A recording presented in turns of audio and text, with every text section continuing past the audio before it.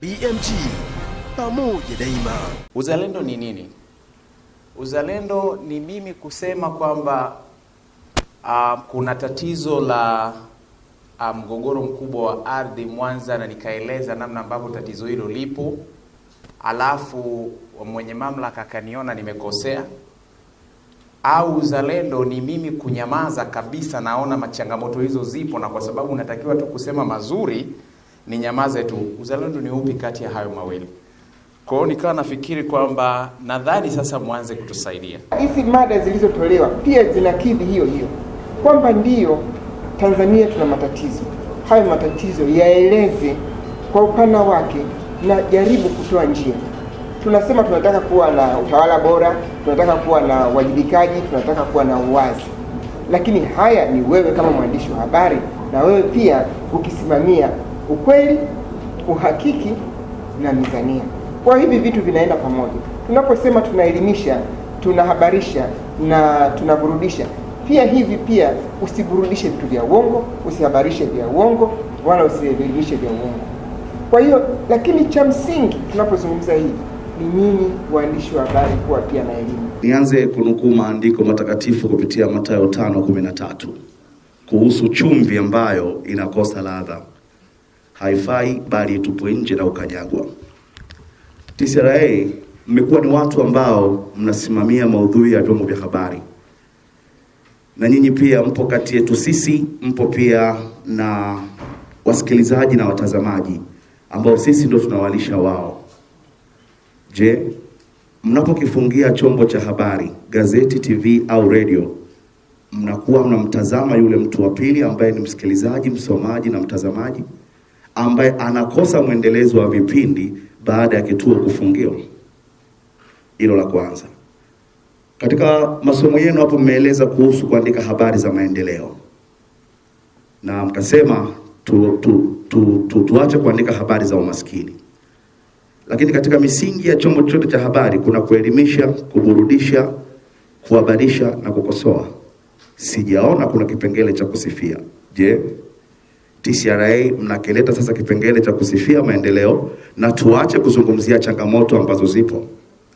Kwa sababu unaenda hospitali kuna upungufu wa vitanda, kuandika hilo inaonekana kuwa tatizo. Tufanye nini katika hilo?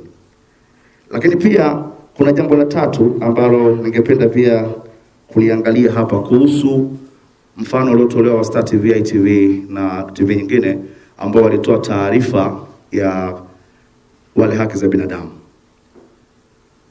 Lakini baba kiongozi pale pia ametolea mfano wa waziri mkuu ambaye baadaye alisema wewe mwandishi ujiongeze. Sisi tunawezaje kutambua kwamba mkuu wa mkoa au mkuu wa wilaya anaudanganya umma na tusiende kurusha? Nini tufanye? Asante. Nilitamani kwenye kikao cha leo hata angekuwa mkurugenzi mkuu ingekuwa ni vizuri, ili kutofautisha kamati yenu na yeye. Lakini kwa sababu mnafanya kazi pamoja, mimi naomba niwaagize, mnisaidie. Mmepita kwenye vituo mbalimbali vya utangazaji, na kuna baadhi ya maswali, mojawapo ya maswali ambayo mliouliza kwa wafanyakazi ni kuhusiana na maslahi. Najua wengi waliwaambia kwamba maslahi mazuri, na inawezekana maswali haya mliouliza wakiwepo wamiliki waliogopa kuambia ukweli, lakini kuna shida kwenye maslahi. Watu wanasoma kwa shida, wakija kazini wanakuta maslahi duni, wakijaribu kudai haki zao wanaambiwa watu wengi wanataka kazi, kama uwezi nenda.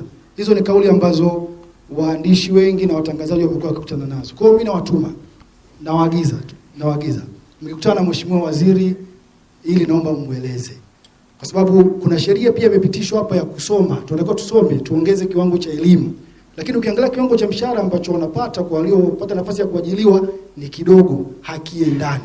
Taaluma yetu inatudai kwamba tunapokosoa tukosoe katika mtazamo chanya, constructive criticism. Si busara mtu ukalalamika tu katika chombo bila kuonyesha jinsi gani hilo tatizo linaweza likashughulikiwa, kwa sababu kama chombo kinakuwa ndio sehemu ya lalamiko, sasa itakuwa hujamsaidia msikilizaji wako. yale malalamiko ya jamii uyachukue, na kabla hujayarusha uyafanyie kazi. Kama swala linahusu afya, kuna watu ama kuna taasisi zinazohusika na malalamiko ya aina hiyo. Kwa hiyo unaweza kurusha nini wanachosema jamii, lakini pia geuka upande wa pili, wanaohusika wanasemaje au hatua gani wanazichukua. Leseni iliwataka kwamba waonyeshe, wakipewa leseni waonyeshe, je, wana wataalamu wa kuendesha hivyo vituo? Wameonyesha kwamba wana wataalamu. Sasa wataalamu wenyewe ndio ninyi. Sasa kama ninyi wataalamu hamja kidhi viwango au hamlipwi vizuri, sasa ni ninyi wenyewe kujua. Sasa je, sasa tumnyime huyu? Mnachotaka kusema kwamba tumnyang'anye leseni? Sisi tutamnyang'anya leseni ikiwa atakiuka masharti ya maudhui ya utangazaji. Kwa maana hiyo hata wewe ambaye uko pale utakuwa hata kazi utakuwa huna. Kwa hiyo mjitahidi kutengeneza maudhui ambayo yatawajenga kiuchumi ndani ya taasisi. Kama maudhui ya chombo chako sio mazuri, hata matangazo ya biashara pengine hutaweza kuyapata. Kwa maana hiyo hata chombo chako kitakuwa uchumi wake utakuwa umeyumba. Mwisho kabisa, ninawaomba ndugu zangu wanahabari wenzangu, tujitahidi kwenye kitu kimoja kikubwa. Tujitahidi kujiendeleza, tujitahidi kusoma, tujitahidi kuwa na uelewa mpana wa mambo, kwa sababu wasikilizaji pamoja na watazamaji na hata kwenye magazeti wasomaji mara nyingi wanategemea vyombo vya habari kwa ufafanuzi. BMG, pamoja daima.